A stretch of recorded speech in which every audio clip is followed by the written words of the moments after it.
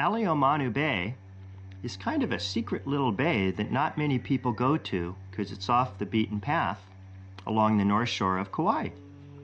It's a beautiful little bay that gets the brunt of the wind most of the time, so the waters there are usually pretty rough. It's not exactly the best place for snorkeling.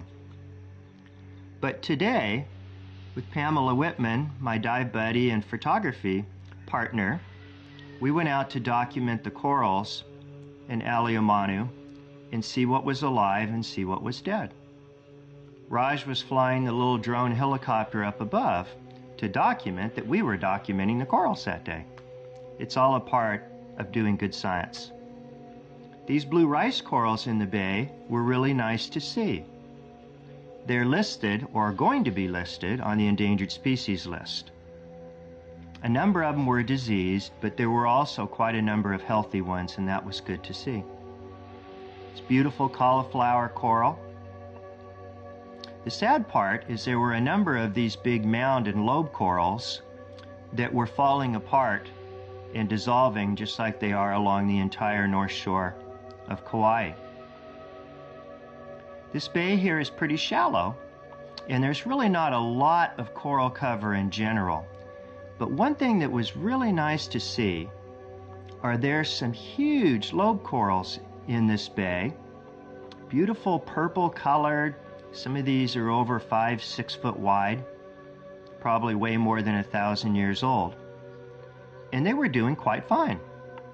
I was kind of amazed to see it versus this species here, the yellow ones, were dissolving. But the big purple ones were doing good, and we actually counted about 30 of them in this small part of the bay.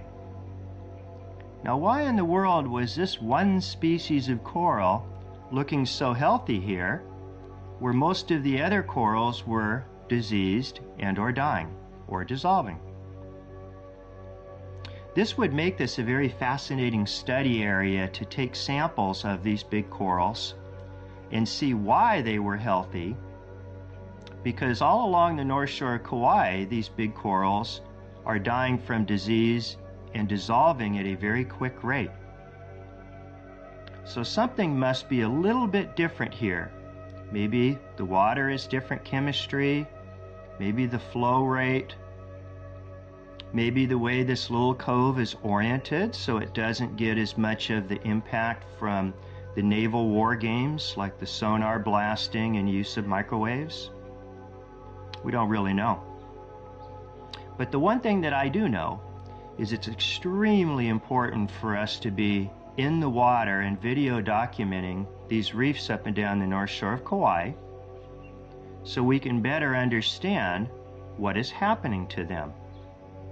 Some of the reefs are dying much quicker than others. Why? All of this stuff can be figured out by using good science and having fun with the little drone helicopter at the same time. Thank you for watching.